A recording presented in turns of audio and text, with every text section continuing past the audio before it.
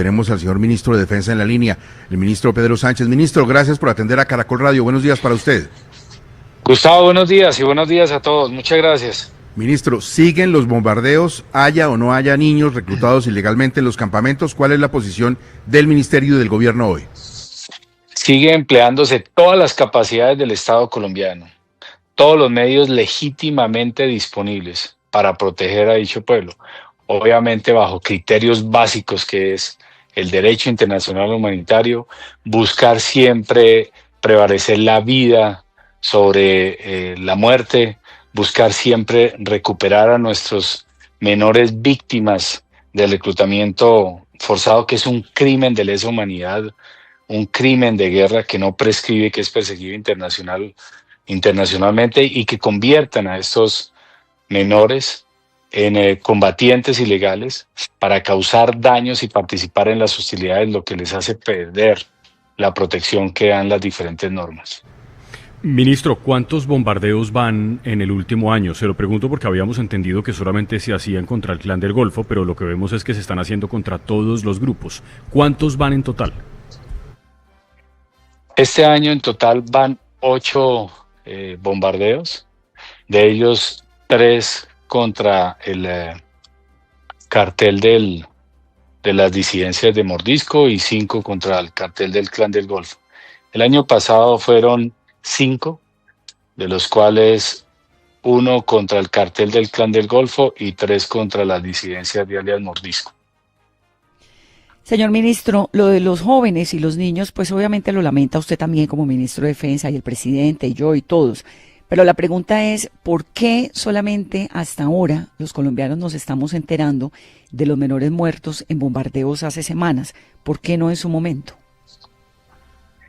Nosotros, cuando reportamos, inmediatamente hacemos los combatientes que cayeron allá o el resultado general. Y por eso siempre esperamos hasta que Medicina Legal nos confirme o haga el pronunciamiento en cada uno de ellos. Nosotros aplicamos ese principio claro de distinción.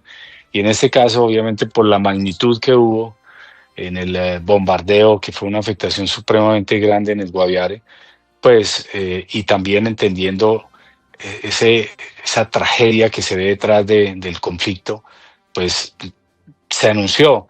Pero en todas las operaciones militares, considerando que prácticamente todos los grupos reclutan a niños, niñas y adolescentes, pues en todas ellas vamos a perder. Por ejemplo, el Medicina Legal informó de un combate en el retorno a Guaviare, eso lo informó anoche, y habló de 3 menores. Y muchos creyeron o pensaron que también esos 3 menores murieron en un bombardeo, y no fue así. Eso fue en un combate contra la tropa, es decir, eran menores que intentaban matar a soldados, matar a policías. En lo que llevamos de este gobierno ya nos han asesinado a 369 militares y policías, y algunos de ellos han sido asesinados, al igual que población, por combatientes menores de edad. Entonces, nosotros siempre informamos cuál es el resultado, pero Medicina Legal es la que debe reportar la identidad de ellos. Señor ministro, este asunto tiene muchas aristas, no solamente en lo que tiene que ver con los últimos bombardeos, sino, como sabemos, una larga historia en el pasado. Y por eso yo quiero preguntarle a usted, que además es un general en uso del retiro y que sabe de estas cosas, ¿qué tan fácil o qué tan probable es tener un dato concreto de que hay menores en un campamento que se va a bombardear? No sabe uno en qué condiciones está el campamento, en medio de la selva, en medio de la jungla. ¿Qué tan fácil es tener ese dato antes de tomar la decisión de bombardear? Lo hacemos por un análisis, una apreciación de inteligencia, y lo calculamos con base a cómo hemos visto en la afectación a los criminales qué porcentaje de menores pueden existir allá. También lo hacemos valorando las alertas de la Defensoría del Pueblo, otros informes de organizaciones de derechos humanos, información de los campesinos, etcétera, en la zona, y pues se hace dicha apreciación. Y lo que hemos visto, pues la Defensa del Pueblo también lo ha mencionado, es que estos grupos están reclutando a los menores, principalmente indígenas, y se los están llevando para allá. Entonces, la probabilidad de que haya menores de edad, combatientes en función continua de combate, participando en las hostilidades y por ende perdiendo la protección que le da al involucrarse en las mismas, pues es alta. Ahora, ¿qué porcentaje hay? Depende del grupo criminal. En el cartel del Clan del Golfo, la probabilidad es de un 3%, 5%, pero existe. La probabilidad ya en el cartel de alias Mordisco, pues es de ahí un 20, un 30%. La probabilidad en el cartel de Calarcá puede ser un poco menor a ese valor, pero lo cierto es que están, y son los que hemos visto que también están cometiendo atentados terroristas. Entonces, aquí es el principio claro que hay que tener, es de distinción, y la distinción es entre el que es combatiente y el que no lo es. Y nosotros nos enfocamos a los combatientes. Ahora, en el caso, por ejemplo, del Guaviare, que vale la pena, digamos, aclararlo para entender un poco qué fue lo que ocurrió allá. El día 7 de noviembre tuvimos un combate en el área de Calamar, y 2 días después, con ese grupo que se tuvo el combate, 2 días después, o sea, el 9 de noviembre, la tropa detectó ese mismo grupo, pero ya a 9 kilómetros de donde ocurrió el primer combate. Y la tropa que lo detectó esa tarde del 9 de noviembre estaba apenas a menos de 300 metros de distancia de un grupo cuya estimación puede ser alrededor de unos 120 a 150. Y aquí viene la respuesta que usted hace, Gustavo, que es muy compleja de resolver. No sé usted cuántas personas se imagina que tengo aquí conmigo. 2, 3, 5. Y lo mismo allá. Pasa lo mismo en el ambiente del conflicto, que hay algo que se llama la fricción de la guerra, la niebla de la guerra. Por un lado, la fricción, uno planea una cosa y cuando va a ejecutarla, pues se desarrolla otra, porque el objetivo tiene también voluntad. Para que la operación militar fuera perfecta, debería ser inerte, que no piense, que no se mueva, que se quede quieto, pero no, tiene voluntad. Y por otro lado, es la niebla, hay cosas que usted no puede alcanzar a ver. Eso es una teoría antigua, lo pueden llamar otros teóricos de otra manera. Y en ese caso, ese grupo de militares, que eran 20, detectaron a una amenaza que podría estar hasta los 150. Ahí teníamos 3 opciones y se aplicó el proceso militar de toma de decisiones. Y eso ocurrió el 9 de noviembre en la tarde. Entonces, eran 3 opciones. Una, brindarle apoyo aéreo cercano a esa tropa. Es decir, la tropa dice, necesito que me apoyen con fuego. Veo una amenaza supremamente grande. Y era tan grande que la opción era optar por emplear bombardeo. Segunda opción, hagamos una emboscada. O sea, 20, metámonos aquí a cuando vayan a cruzar por acá, a emboscar a una amenaza tan grande. Y dijimos, bueno, si ocurre ese combate con una emboscada, va a suceder tipo 6 de la mañana. A esa hora la meteorología va a estar mala. Entonces, más bien, miremos la tercera opción. Y la tercera opción era retirarnos. Eso es omisión. Además de omisión, es permitirles que avancen a causar masacres, tragedias, etc. Entonces se optó por la primera y atacando en la madrugada para aplicar el principio de precaución, es decir, que no hubiera tránsito por algún cazador en esa zona selvática, claro, aunque era una selva inhóspita, y emplear únicamente la capacidad militar enfocada a la posición donde por inteligencia estimábamos que estaban los cabecillas.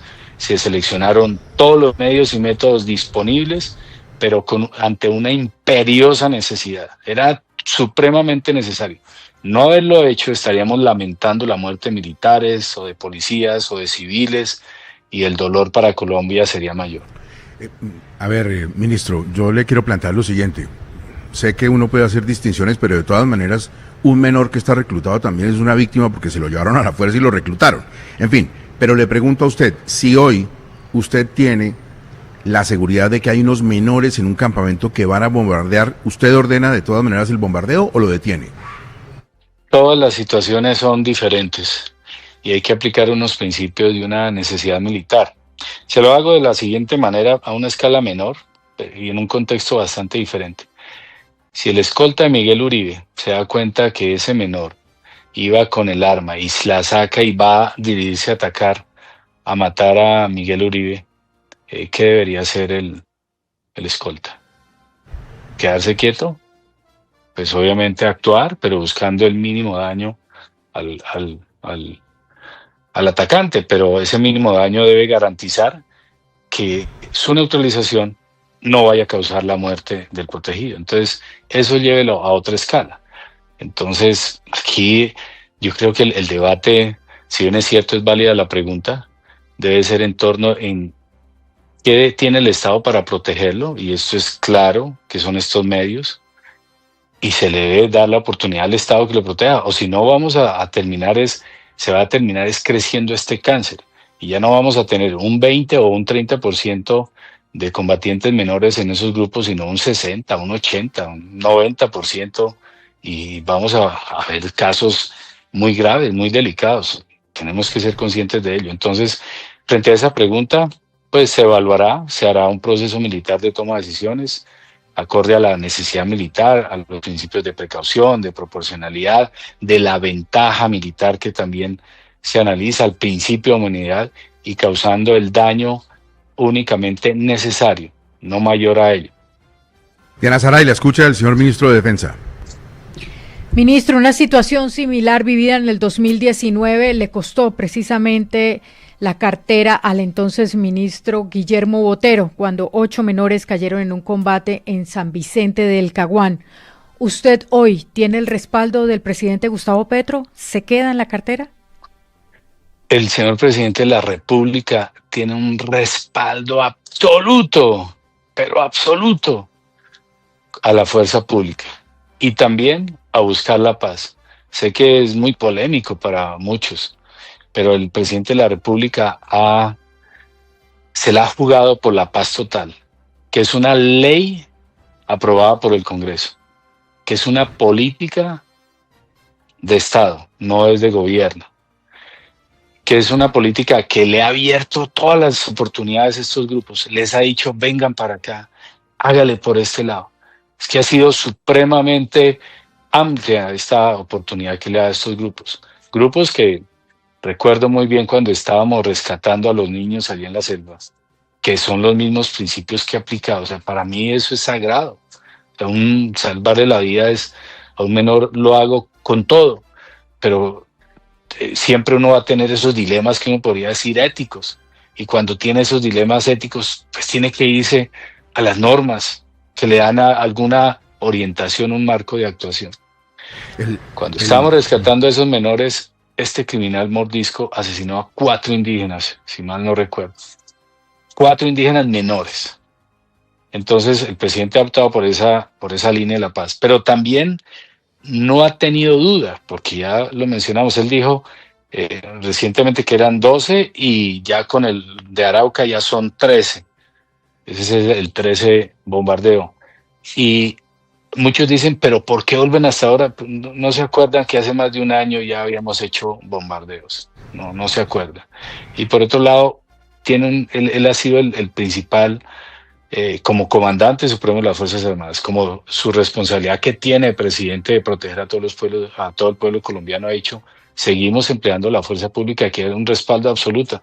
Yo, la verdad, a mí lo que más me preocupa incluso no es mi cargo. A mí lo que más me preocupa es hacer las cosas bien, tener la conciencia tranquila, dormir todas las noches tranquilos de haber hecho lo correcto, aunque sea lo más difícil y lo más doloroso, pero lo correcto. Señor ministro, antes de que se vaya, porque sé que tiene su agenda que cumplir y ha hecho un espacio para atendernos, una inquietud de Espinosa sobre los aviones de combate, los Gripen. A ver, Espinosa. Yo creo, ministro, que para tratar de acallar tantas críticas y especulaciones sobre el costo real de los aviones de combate que ya anunció el gobierno, pues que ha comprado a los suecos, sería bueno conocer en detalle cómo fue el proceso. Por ejemplo, qué tipo de armamento van a incluir los aviones para poder determinar si hubo algún tipo de sobrecosto. ¿Qué tanto de ese contrato vamos a poder conocer los colombianos para hacer un control fiscal que es apenas normal en un contrato de miles de millones de dólares? Gracias. Muy seguramente lo informaremos oportunamente. No se hizo antes por temas de la negociación. El señor presidente de la República, estuvimos hablando el fin de semana al respecto y es clave que el pueblo colombiano conozca lo que se hizo. Y lo que se hizo fue acompañado del Comité de Transparencia, se compararon diferentes valores, factores, y sé que hemos tenido muchísima discusión, digamos, al respecto. Entonces, por ejemplo, dicen, no, pues el contrato que se hizo es por 3.135. Perdón un segundo para no equivocarme en los datos, pero permítame un segundo, por favor. No, tranquilo, ministro, no se preocupe, aquí lo esperamos, el dato es puntual y concreto y vale la pena que quede bien dado. Échele una mirada ahí al papel, aquí lo esperamos desde UGA. Perfecto. Adelante, adelante, ministro. Gracias. Les decía que en este proceso, que cuando hicimos la negociación por 16.5 billones de pesos, que es para pagar los 3.135 millones de euros. Cuando hacen la conversión dice, oiga, pero eso da como 13 o 14 billones de pesos al precio del dólar, del euro actual. Resulta que lo que se hace es una proyección macroeconómica con la variación del euro, terminándole pagar al 2032, es decir, durante 7 años prácticamente, y que nos permite tener esa flexibilidad. Ese costo no es por un avión o no son por 17 aviones. Ese costo es por capacidades de superioridad aérea. Y las capacidades tienen entrenamiento, tienen armamento, tienen logística, tienen infraestructura. El entrenamiento incluye, por ejemplo, un centro avanzado de entrenamiento con 4 cabinas que les hace entrenarse como un equipo y no solamente como una aeronave, que al ser entrenado ahí reduce enormemente el costo cuando se va a operar. También tiene incorporado todos los sistemas avanzados y vanguardias en el avión. O sea, no es el coco, es como cuando usted va a comprar un carro. Pues dice, ese carro vale, no sé, 100 millones de pesos. Bueno, y si le quiero poner blindaje, ¿cuánto cuesta? Y si le quiero poner unos frenos que hagan esto, ¿cuánto cuesta? O unos sensores, ¿cuánto cuesta? Entonces comienza a subirle. Entonces, compararlo pelado con algo, un avión, valga la redundancia, un avión ahí pelado, con un avión que tenga integrado todo eso, pues cambia toda la proporción. Otro de los elementos es que es el entrenamiento también para el personal de tierra, incluye repuestos, incluye herramientas, incluye bancos, y el costo no se ve solamente con lo que compran esos elementos, sino cuánto me cuesta mantenerlo y cómo está la infraestructura que tengo para operarlo. Pues cuando uno dice, bueno, listo, ya lo tengo acá y lo comparo con este avión, con este otro, que se hizo esa comparación financiera para mirar qué tan sostenible es luego en el tiempo, pues nos daban unos valores totalmente favorables. Y lo otro es la infraestructura. Si yo lo quiero desplegar a otro sitio, lo puedo hacer prácticamente rápido sin tener que acomodar otras cosas. Entonces, todo ese balance fue el que nos llevó a tomar la decisión, pero tiene toda la razón. Y tenga la certeza que en el transcurso muy seguramente de esta semana estaremos informando. Igual los entes de control siempre serán bienvenidos. Hay unos temas ahí de reserva porque no se puede contar exactamente qué tipo de armas tiene, aunque las puedan encontrar en internet. Tampoco se puede decir cuántas exactamente se tiene porque es un tema de confidencialidad para garantizar la seguridad nacional. Señor Ministro de Defensa, muchísimas gracias por su tiempo para la audiencia de 6 AM en Caracol Radio. Muy amable y buen día para usted. Gustavo, usted antes supremamente muy amable y quisiera dejar un tip ahí, que nos unamos todos como nación para rechazar y condenar el reclutamiento de menores por parte de estos grupos criminales. Metámosle, así sean 10 segundos, 15 segundos, una campaña y que todos nos unamos en esto. Aquí el único crimen que uno puede encontrar es el del reclutamiento de los menores por parte de estos grupos. Nosotros hemos cumplido con la Constitución y la ley, aunque ha sido doloroso porque hemos perdido muchas vidas, pero no vamos a dejar que recluten los sueños de los menores estos criminales. Ministro, muchas gracias. Hasta luego, ministro. Gracias, Gustavo. Hasta luego.